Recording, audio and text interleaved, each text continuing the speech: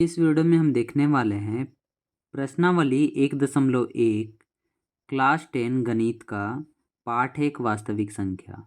ये प्रश्नावली जो 1.1 है ये पहले प्रश्नावली 1.2 में था। ये नया पैटर्न में जो भी बुक दिया है उसको हम सॉल्व करेंगे बहुत ही आसान तरीका से। तो क्वेश्चन को हम देखते हैं। प्रश्न संख्या 1 है, निम्नलिखित संख्याओं को अभाज्य गुणनखंडों के गुणनफल के रूप में व्यक्त कीजिए। यहाँ पर जो भी संख्या यहाँ पर ये दिया हुआ है इसको अभाज्य गुणनखंड विधि द्वारा सॉल्व करना है। तो क्वेश्चन नंबर 1 को हम देखते हैं।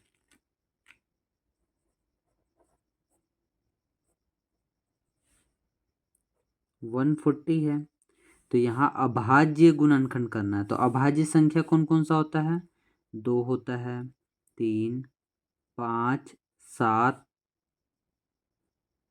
11, 9 नहीं होता है। अभाज्य संख्या किसको बोलते हैं? जो केवल 2 संख्या से कटे। जैसे 2 है, 2 किसका किसका पहाड़ा में आता है? एक 1 का आता है और एक 2 का, और किसी में नहीं आता है। 9 किस में आता है? 1 में भी आता है, 3 में भी आता है और 9 में भी आता है, इसलिए ये अभाज्य संख्या नहीं होता है। और बाकी सब कोई भी आप देख लीजिए, ये केवल 2 ठो पहाड़ा में आएगा। एक 1 का आएगा और एक 7 का, और किसी में नहीं आएगा। तो ये अभाज्य संख्या हो गया। तो ये सब संख्या से हमको भागा देना पड़ेगा। 13 और भी आगे जाता रहेगा। तो सबसे पहला हम 2 से देखते हैं। 0 लास्ट में है ना, तो 2 से ये कट जाएगा। 2 से 7 बार में 14 और एक 0। फिर 0 है लास्ट में, फिर 2 से ये कट जाएगा। 2 से 3 बार में 6 हुआ, 2 तिया का 6, एक बचा तो एक इधर जाएगा तो ये 10 हो जाएगा।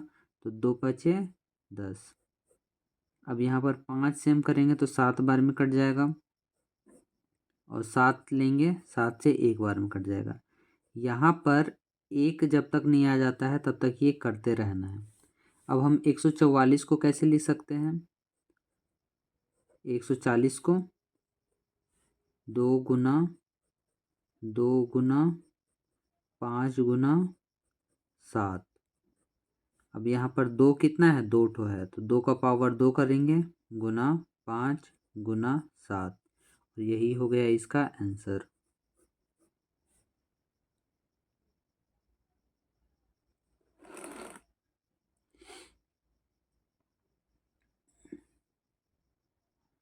अब हम इसको देखते हैं। यहाँ पर ये हो गया। अब इसको देखते हैं 156 को।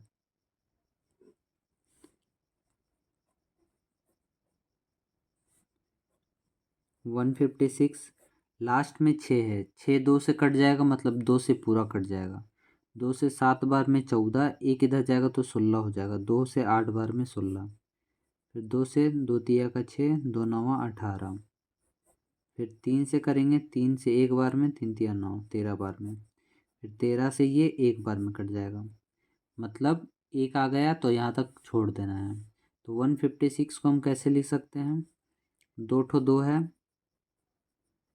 और 3 गुना 13, तो इसको लिख सकते हैं 2 का पावर 2, 3 गुना 13। ये इसका आंसर हो गया।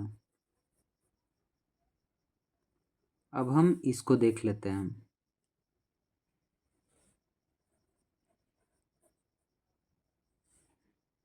3825 लास्ट में 5 है, मतलब 5 से पूरा कट जाएगा। 5 से 7 बार में 35, 3 गया 5 36, 5 पचे 25। फिर लास्ट में 5 है तो मतलब 5 से ये सारा कट जाएगा। 5 से एक बार में 5 एकम 5, 2 इधर जाएगा तो 26 हो जाएगा। 5 से 5 पचे 25, एक इधर जाएगा तो 15 हो जाएगा। 5 दिया 15। अब ये 15 और 3 है तो 3 से ये कट जाएगा। 3 पचे 15, 3 एकम 3, 51 आ गया। तो 3 से फिर कट जाएगा, 3 एकम 3, 3 सते 21। फिर 17 आया तो 17 से एक बार में, तो यहाँ एक आ गया, तो अब हम यहाँ पर छोड़ देंगे इसको।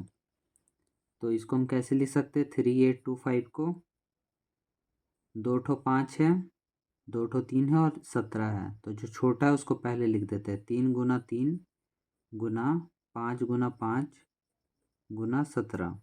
तो 2 ठो 3 है तो इसको 2, 3 का पावर 2 5 दो ठो है तो 5 का पावर 2 और 1 17 है, तो यही इसका आंसर हो जाएगा। अब हम क्वेश्चन 1 का 4th नंबर देख लेते हैं।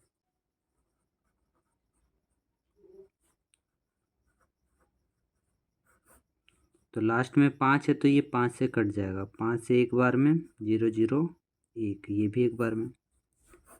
फिर 11 से 11 9 99, एक इधर जाएगा तो 11 हो जाएगा, 11 एकम 11।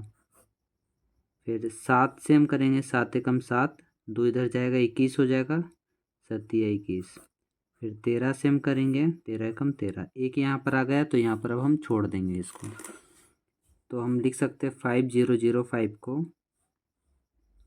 5 इंटू 7 इंटू 11 इंटू 13, तो यही इसका आंसर हो जाएगा। अब हम देखते हैं क्वेश्चन नंबर 5 को। 7429,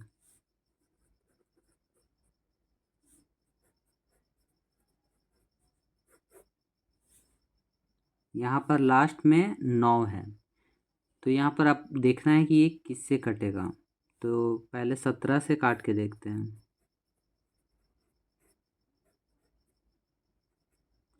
4 बार में 68 हो जाएगा, 6 2,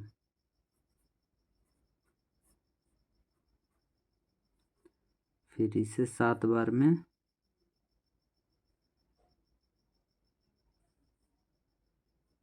119। तो 17 से अगर हम काटते हैं तो ये आ जाएगा 437। फिर हम 19 से काटेंगे तो ये आ जाएगा 23। फिर 23 से हम काटेंगे तो ये एक बार में कट जाएगा, मतलब 7429 को हम लिख सकते हैं 17 इंटू 19 इंटू 23, तो ये इसका आंसर हो गया। तो क्वेश्चन नंबर 1 यहाँ पर हम सॉल्व कर लिए। उम्मीद है कि आपको समझ में आया हो। क्वेश्चन नंबर 2 को हम देखते हैं। निम्नलिखित पूर्णांकों के एचसीएफ और एलसीएम ज्ञात कीजिए तथा इसकी जांच कीजिए कि दो संख्याओं का गुणनफल बराबर एचसीएफ गुना एलसीएम होता है। यहाँ पर पहले एचसीएफ निकालना है, फिर एलसीएम निकालना है, और उसके बाद यहाँ पर जांच भी करना है कि दो संख्या का गुणनफल एचसीएफ गुना एलसीएम के बराबर होता है। तो यहाँ पर हम देखते हैं, यहाँ पर सबसे पहले एक फॉर्मूला होता है, मतलब first number into second number is equal to HCF गुना एलसीएम। यहाँ पर फर्स्ट नंबर को पहला संख्या, दूसरा संख्या बराबर एचसीएफ गुना एलसीएम, ऐसे भी बोल सकते हैं। तो यहाँ पर क्वेश्चन नंबर 1 को हम सॉल्यूशन इसका देखते हैं। 26 इसका पहले अभाज्य गुणनखंड निकालिए, फिर 91 का अभाज्य गुणनखंड निकालिए, फिर इससे हम एचसीएफ और एलसीएम निकालेंगे, जैसा कि क्वेश्चन नंबर 1 में हम लोग देखे थे। तो 2 से ये 13 बार में हो जाएगा, 13 से ये एक बार में हो जाएगा, तो एक आ गया तो यहाँ तक हम छोड़ देंगे। फिर ये 7 से एक बार में, 2 इधर गया तो 7 या 21, 13 से ये एक बार में, मतलब 26 को हम लिख सकते हैं 2 गुना 13।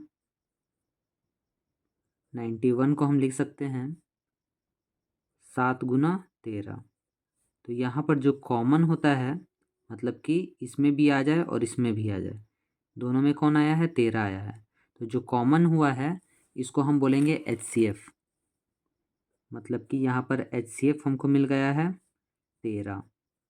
और एलसीएम कैसे होता है, दोनों में जो भी कॉमन आया है, मतलब दोनों में आया है, वो उसमें से एक हम लेंगे और बाकी सारा नंबर लेंगे जो भी बचा है, मतलब 2 और 7। अब हम ये सबको गुना कर देंगे, 13 को 2 से करेंगे तो 26, 26 को 7 से गुना कर देते हैं,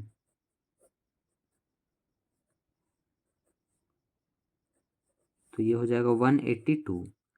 तो यहाँ पर हमको एलसीएम भी मिल गया और एचसीएफ भी मिल गया। ठीक है, अब हम यहाँ पर क्या करेंगे, जांच करेंगे।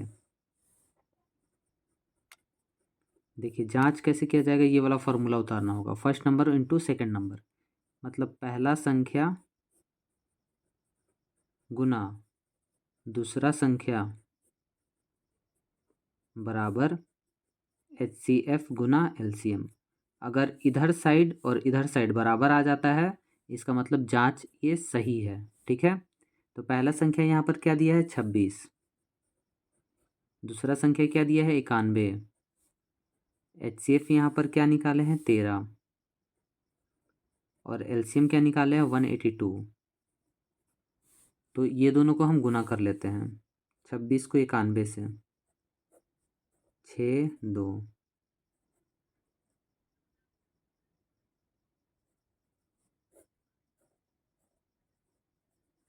तो इधर गुना करेंगे तो 23 66 आया, और 182 को 13 से गुना करेंगे तो ये भी 23 66 ही आएगा। तो दोनों साइड बराबर हो गया, इसलिए ये सही है। आते हैं क्वेश्चन नंबर सेकंड का दूसरा नंबर पर, 510 और 92।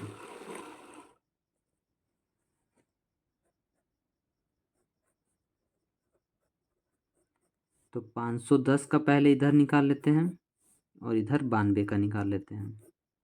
तो लास्ट में 0 है तो 2 से कटेगा ही, 2 से 2 बार में 4 हो जाएगा, एक इधर जाएगा तो 11, 2 से 5 बार में 10, एक इधर जाएगा तो 10, 2 से 5 बार में 10, लास्ट में 5 है तो 5 से 1 कट जाएगा, 5 से 5 बार में 25, 5 से 1 बार में, 3 से ये 1 बार में 2 बचा, 2 इधर जाएगा तो 21, 3 से 7 बार में 21 कट जाएगा, फिर 17 से ये 1 बार में 1 आ गया, आप छोड़ देंगे इसको, लास्ट में 2 है तो 2 से कट जाएगा, 2 से 4 बार में 8 हो जाएगा, बचा 1, 1 इधर जाएगा तो ये 12 हो जाएगा, तो 2 से ये 6 बार में 12 कट जाएगा, फिर 2 बार में ये 3 बार में, और ये 23 से ये 1 बार में कट जाएगा। मतलब 510 को हम लिख सकते हैं ये 2 × 3 × 5 × 17, और 92 को हम लिख सकते हैं 2 × 2 × 23। अब देखिए दोनों में कॉमन क्या आ रहा है, मतलब दोनों में सेम हो, तो यहाँ पर 2 कॉमन आया, तो यहाँ पर HCF यहाँ पर क्या हो जाएगा, 2 हो जाएगा। LCM क्या होता है, दोनों में से एक ठो लेंगे और बाकी सारा नंबर लेंगे, 3 5 17, 2 और 23। तो यहाँ पर गुना कर लेते हैं, 2 को 3 से करेंगे तो 6, 6 को 5 से करेंगे तो 30, 30 को 17 से करते हैं तो 510 होगा, 510 को 2 से करेंगे तो इतना होगा, इसको 23 से गुना करेंगे तो ये 6 0 3 4 0 2, तो 6 4 3 2 और 1 0, तो इसको गुना किए तो आया 23 46 0। तो यहाँ पर HCF मिल गया 2, LCM मिल गया 23 46 2। ठीक है, अब हम इसको जांच कर लेते हैं। फॉर्मूला क्या होता है, पहला संख्या गुना दूसरा संख्या बराबर HCF गुना LCM।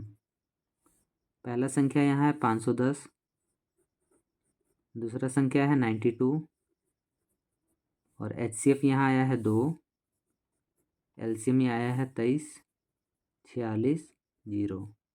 इसको गुना कर लेते हैं, 6 दूनी 12, 2 हाथ में 1, 9 6 4 और 1 0, और इधर साइड भी गुना करेंगे तो इतना ही आना चाहिए, गुना करके देख लेते हैं, 2 9,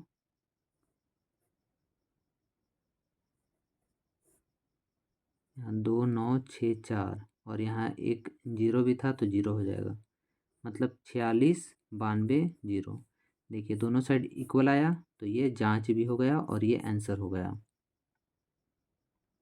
क्वेश्चन नंबर सेकंड का हम थर्ड देख लेते हैं।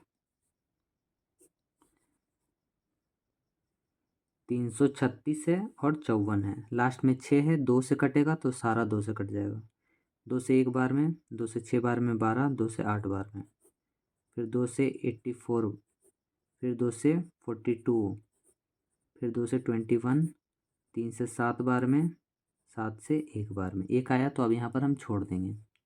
फिर इसको 2 से 2 7, 3 से ये 9 बार में, 3 से ये 3 बार में, 3 से ये 1 बार में।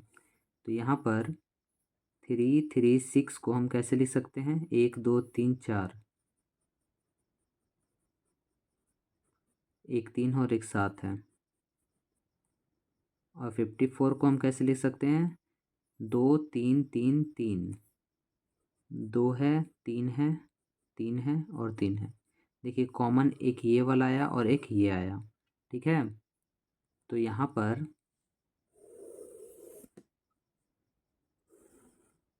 HCF क्या हो जाएगा?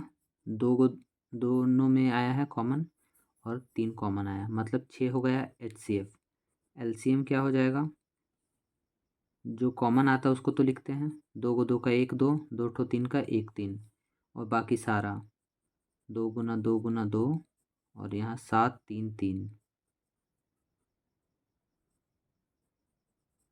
सबको गुना कर लेते हैं। इसको इससे करेंगे तो 6, 6 को 2 से करेंगे तो 12, 24 और ये 48, ठीक है। 48 को फिर 7 से करते हैं,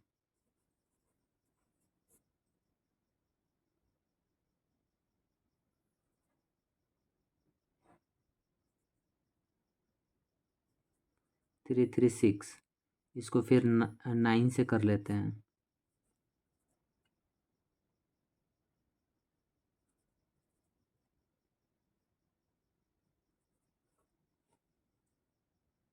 तो यहाँ गुना करने पर आया है 30 24। तो यहाँ पर HCF भी मिल गया 6, LCM भी मिल गया इतना। अब हम यहाँ पर जांच कर लेते हैं। तो जांच में क्या करते हैं? पहला संख्या गुना दूसरा संख्या बराबर HCF गुना LCM। तो पहला संख्या यहाँ पर है 336, दूसरा संख्या यहाँ है 54, HCF यहाँ पर है 6, LCM यहाँ पर है, इसको गुना करेंगे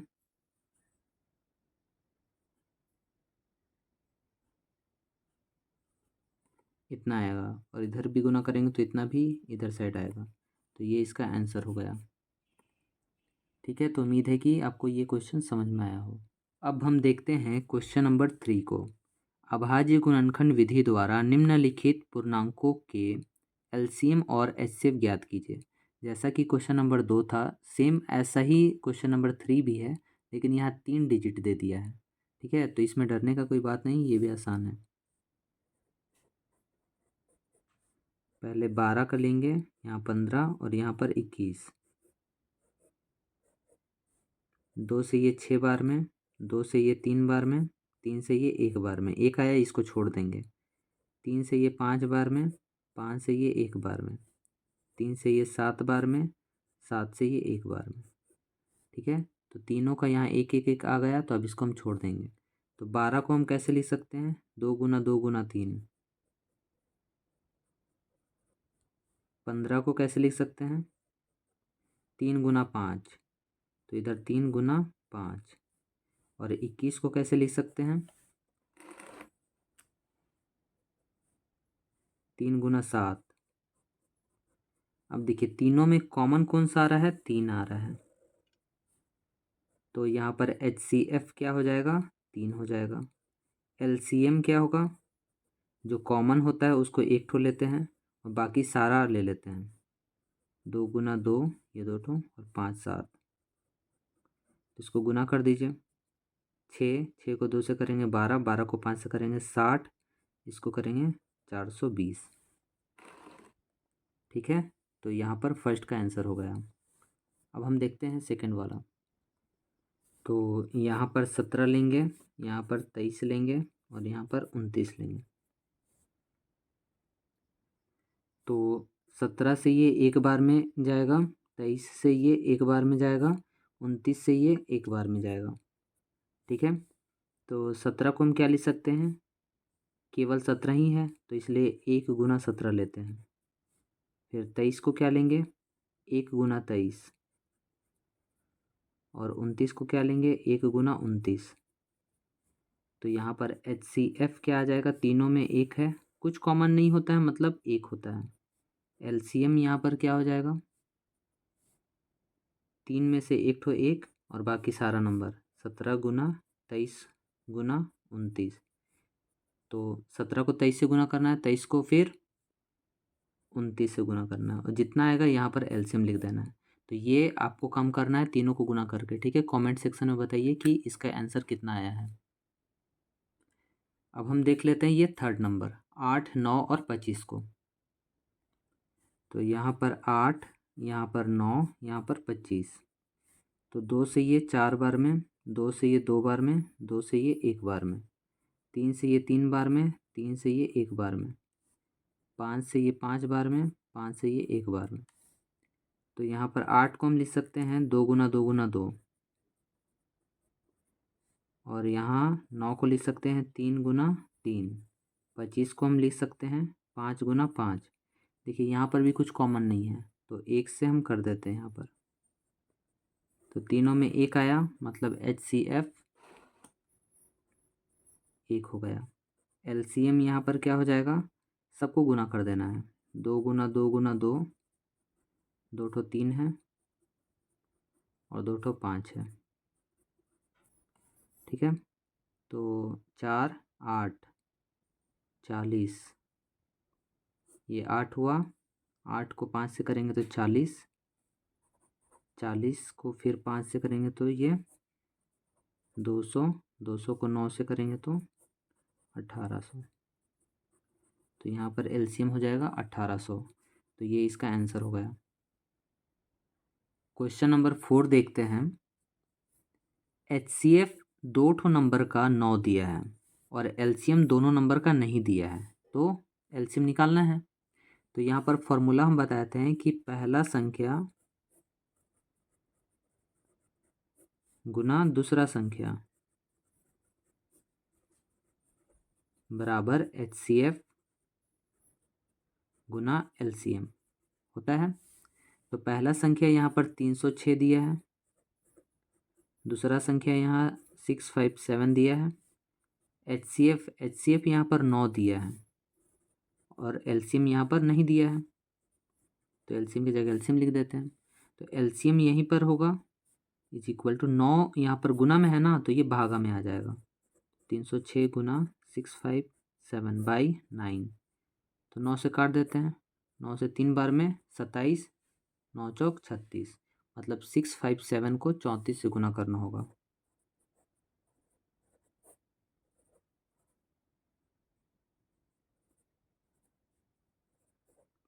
इक्कीस, एक हाथ में 2,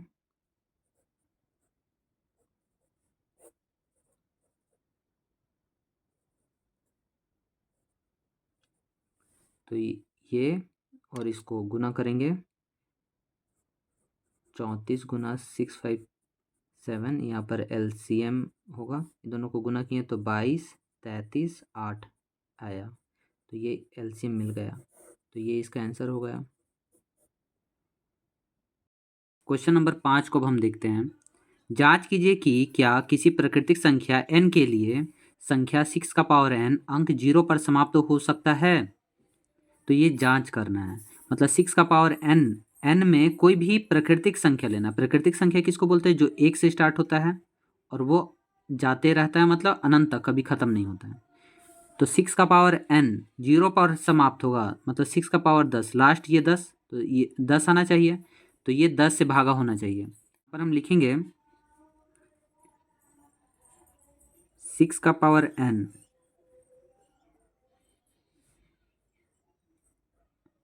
संख्या 6 का पावर n अंक 0 पर समाप्त होने के लिए 6 का पावर n को 10 से भाग होना होगा, 10 से भाग होना होगा अगर ये 0 पर ख़त्म होना है तो इसलिए जब 10 से भाग होगा मतलब 6 का पावर n का गुणनखंड 2 का पावर n गुना 2 गुना 5 का पावर 2 गुना 5 के रूप में होना चाहिए।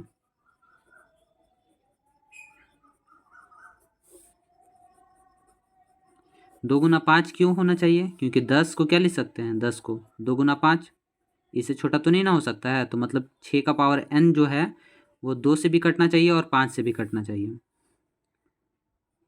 ठीक है, तो 2 गुना 5 के रूप में होना चाहिए। तो फिर आगे इसको हम लिखते हैं।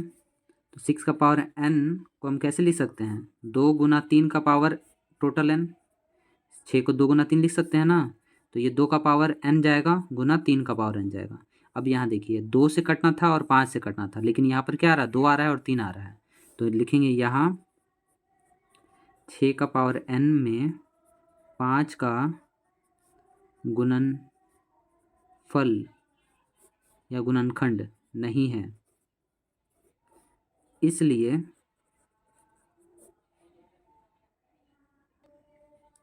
ये वाला लिख देना है। संख्या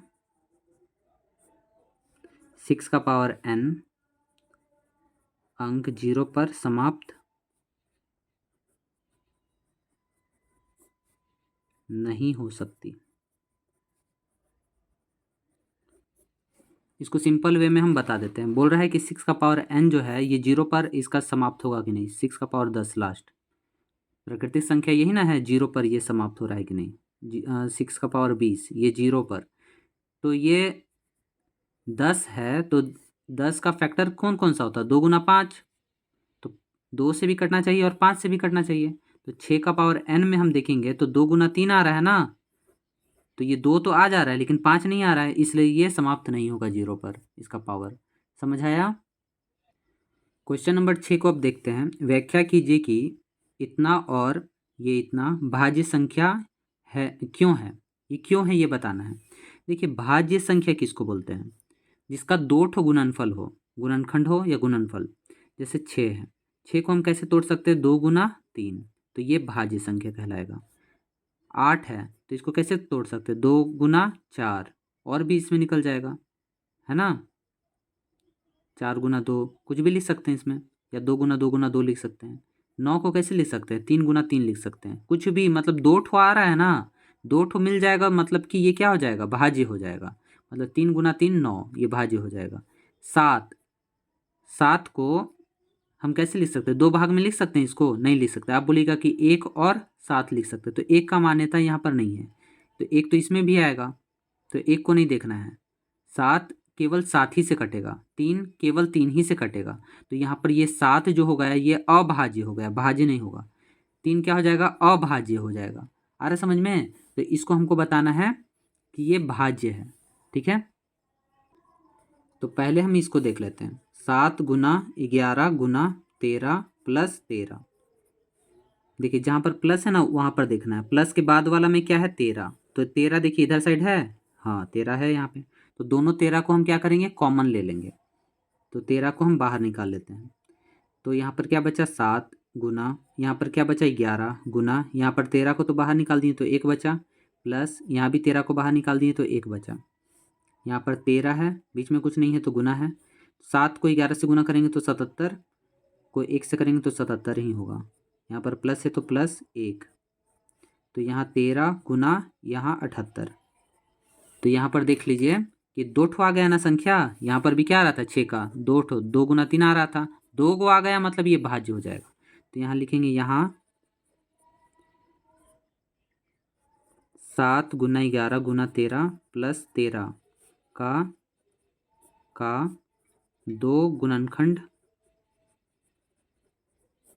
है, इसलिए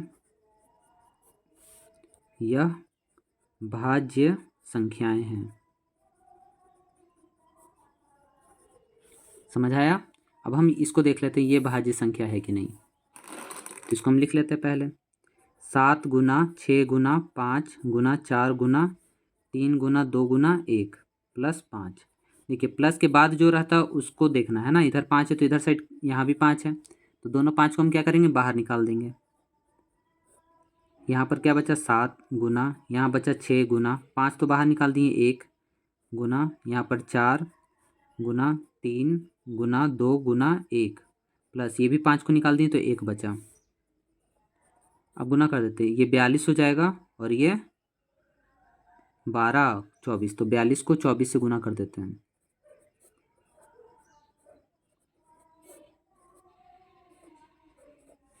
तो यहाँ 1008 प्लस यहाँ पर 1 है, तो यहाँ 5 गुना ये कितना हो जाएगा 9। तो यहाँ पर भी तो 2 ठो आ गया, तो लिखेंगे यहाँ ये वाला पूरा लिख दीजिए। 7 गुना, 6 गुना, 5 गुना, 4 गुना, 3 2 1 प्लस 5 का 2 गुणनखंड है, इसलिए यह भाज्य संख्याएं है। अब ये अभाज्य कब होता, अगर ये 2 ठो नहीं निकलता। जैसे यहाँ पर दिया रहता है ये वाला, जैसे है 7 गुना, 11 गुना, 13 गुना, यहाँ पर दे देता 5, तो कॉमन क्या लेते, प्लस के बाद यहाँ पर 5 है तो 5 कॉमन ही नहीं आता, तो ये अभाज्य हो जाता।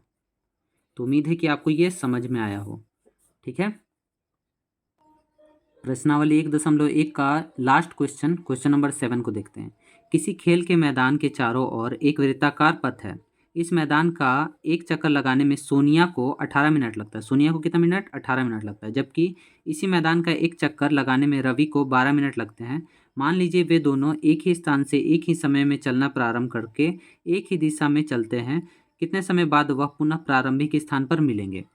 मतलब यहाँ पर बताना है कि जैसे कोई वृत्ताकार पथ है, यहाँ से स्टार्ट कर रहा है चलने, तो सोनिया 18 मिनट ले रही है और रवि 12 मिनट ले रहा है। तो रवि बहुत स्पीड में चल रहा है क्योंकि 12 मिनट में ही कंप्लीट कर ले रहा है। तो करते करते वो लोग कब यहाँ पर सेम टाइम में मिल जाएगा, कितना राउंड नहीं पूछ रहा है कि कितना टाइम लगेगा, कि दोनों एक टाइम में वो मिल जाएगा एक ही जगह प्रारंभिक में। तो जब भी ऐसा क्वेश्चन है ना, तो दोनों का एलसीएम निकाल लीजिए।